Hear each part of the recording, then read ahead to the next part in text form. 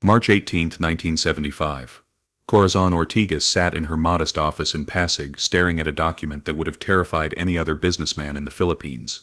It was a presidential decree, signed by Ferdinand Marcos, declaring that all major real estate developments in Metro Manila required direct approval from Malacañang Palace.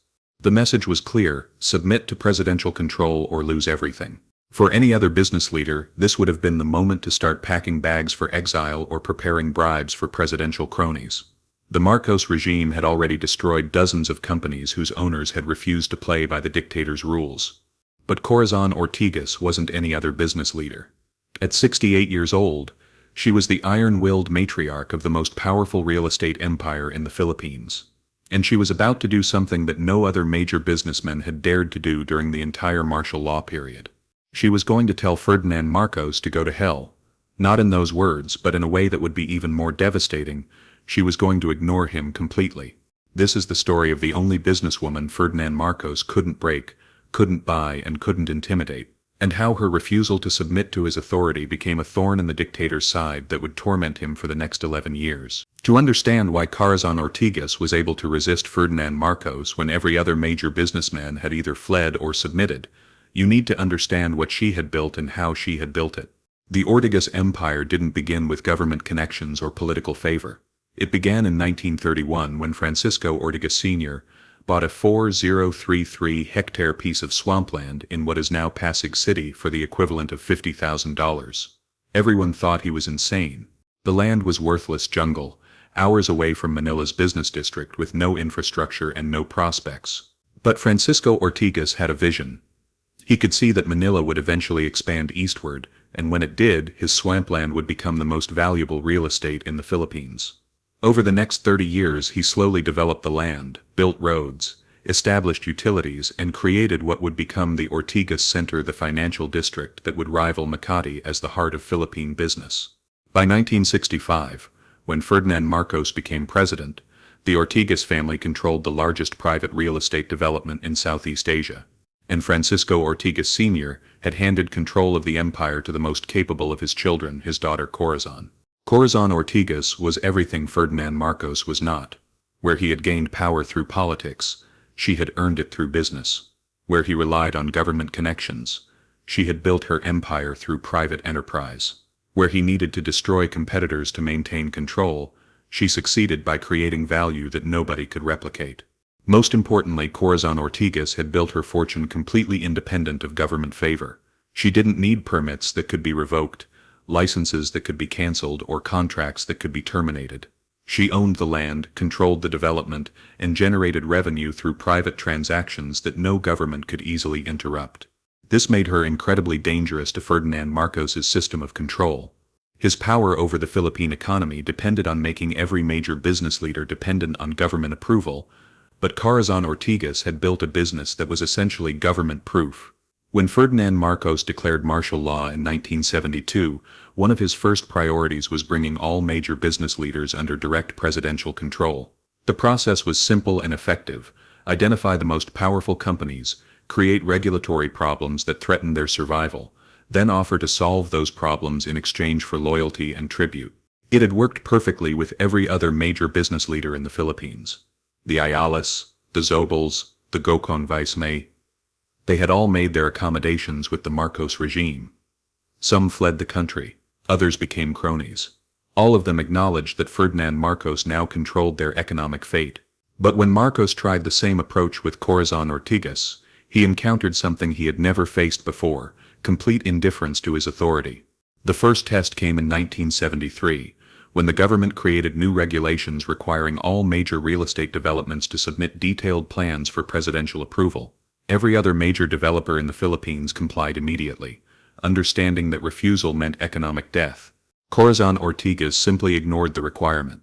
When government officials visited her office demanding compliance, she politely informed them that the Ortigas Center was a private development on private land, and that she would continue developing it according to her own plans. When they threatened legal action, she pointed out that her lawyers had been studying the new regulations and had concluded they were unconstitutional. When they threatened regulatory harassment, she reminded them that her business didn't depend on government licenses or permits. Most dangerously, when they threatened to use presidential power to force her compliance, Corazon Ortigas made a statement that no other business leader had dared to make during the entire martial law period. The president has no authority over private property that is being developed according to existing law. It was a direct challenge to the fundamental premise of the Marcos regime that presidential power was absolute and that no individual or institution could resist it. Ferdinand Marcos could have destroyed Corazon Ortigas through military force, but that would have created a precedent that threatened his carefully constructed image as a leader who respected private property and business rights. He could have found legal pretext to seize her land, but that would have terrified every other business leader and potentially triggered capital flight that could destroy the economy. Instead, he tried something more subtle: economic warfare designed to force her submission through financial pressure. Over the next 2 years, every major Ortigas development project encountered mysterious regulatory delays. Building permits that should have taken weeks required months. Environmental reviews that had never existed before suddenly became mandatory. Infrastructure improvements that the government had previously supported were cancelled without explanation. But Corazon Ortigas had prepared for this kind of attack. She had diversified her revenue sources, maintained large cash reserves, and built relationships with international investors who were not subject to Philippine government pressure. When Marcos tried to strangle her business through regulatory harassment, she had enough resources to survive and continue growing. More importantly, she had something that Ferdinand Marcos had not anticipated: the support of the international business community. Foreign investors had been watching the Marcos regime's treatment of local businesses with growing concern. When they saw Corazon Ortigas successfully resisting government intimidation, they began viewing her as a symbol of what Philippine business could accomplish without political interference. By 1975, international investment in Ortigas developments was actually increasing despite government harassment. Foreign companies saw Corazon Ortigas as a reliable partner who could deliver results without requiring the political connections and bribery that characterized most Philippine business relationships. This created a problem Ferdinand Marcos had never faced before: a major business leader whose resistance to his authority was actually making her more successful rather than less successful. The breaking point came in March 1975, when Ferdinand Marcos issued Presidential Decree 777, requiring all major real estate developments to obtain direct presidential approval before proceeding. It was specifically designed to force Corazon Ortigas into submission by making her choose between abandoning her expansion plans or acknowledging presidential authority over her business. Corazon Ortigas chose a third option that nobody had expected. She announced that the Ortigas Center would continue developing according to its master plan, regardless of any presidential decrees that violated property rights guaranteed by the Philippine Constitution. It was an unprecedented act of defiance. No other major business leader had ever openly announced their intention to ignore a presidential decree. Most observers expected that Ferdinand Marcos would be forced to destroy her business to maintain his credibility. But when Marcos tried to implement the decree against Ortigas developments, he discovered something that shocked him: his own bureaucracy was reluctant to enforce it. The reason was simple. Corazon Ortigas had spent 40 years building relationships with every level of the Philippine civil service. She paid her taxes, followed legitimate regulations, treated government employees with respect, and never asked for special favors. When corrupt officials tried to shake her down, she politely refused but never created enemies. As a result, when Ferdinand Marcos ordered his subordinates to shut down Ortigas developments, many of them found reasons to delay implementation. Some claimed they needed more legal review. Others argued that enforcement would require resources they didn't have. Still others simply hoped the order would be forgotten or modified. For the first time in his presidency, Ferdinand Marcos encountered passive resistance from his own government. And that resistance existed because Corazon Ortigas had spent decades proving that she was exactly the kind of business leader the Philippines needed: honest, competent, and completely focused on creating value rather than extracting it. The crisis escalated when Corazon Ortigas decided to go public with her resistance. In a carefully worded statement to Philippine and international media, she announced that the Ortigas Center would not comply with presidential decrees that violated constitutional property rights, and that she was prepared to defend her position in Philippine courts and international arbitration if necessary. It was a masterstroke. By framing her resistance in terms of constitutional rights and international law, Corazon Ortigas had made it impossible for Ferdinand Marcos to portray her as a mere tax evader or unpatriotic businessman. She was defending principles that even Marcos claimed to support. More importantly, her public statement encouraged other business leaders to begin questioning their own submission to presidential authority. If Corazon Ortigas could resist successfully, why couldn't others? Ferdinand Marcos found himself facing the one scenario he had worked hardest to prevent: successful resistance that inspired more resistance.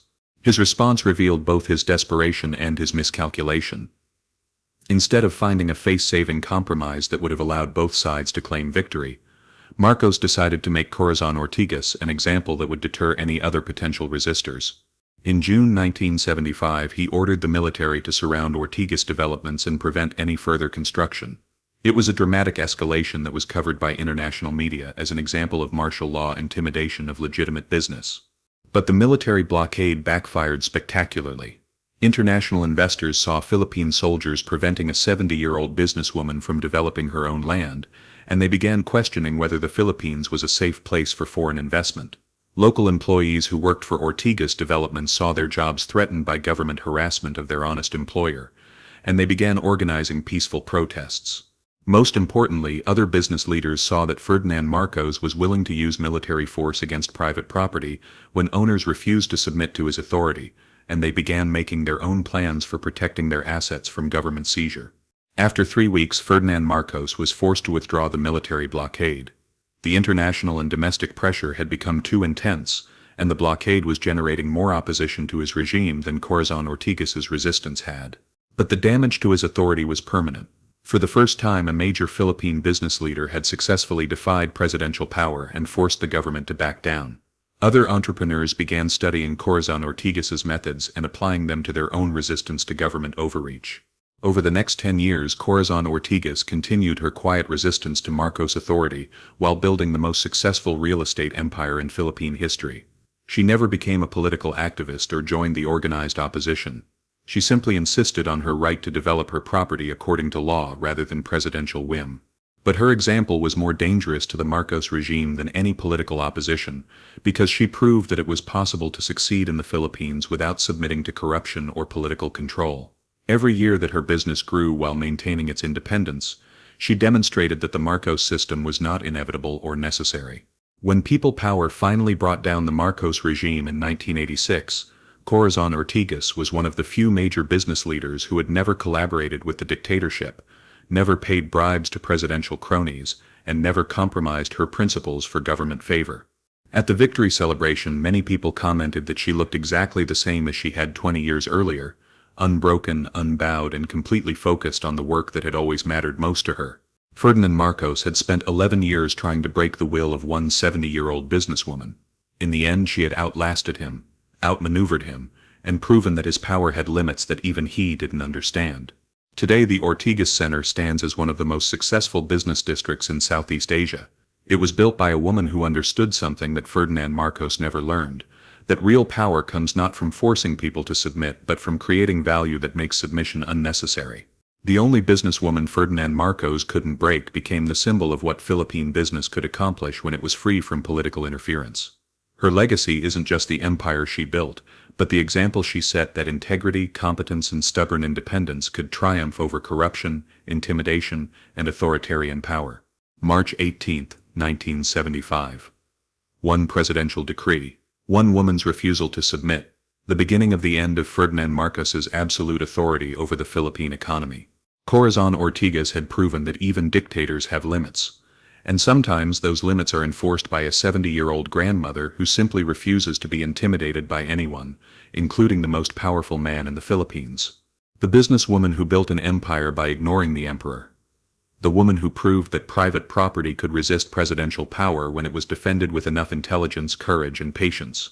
Ferdinand Marcos could break businesses, destroy careers, and exile opponents. But he couldn't break the will of a woman who had spent her entire life proving that honest work was stronger than corrupt power. In the end, that made all the difference.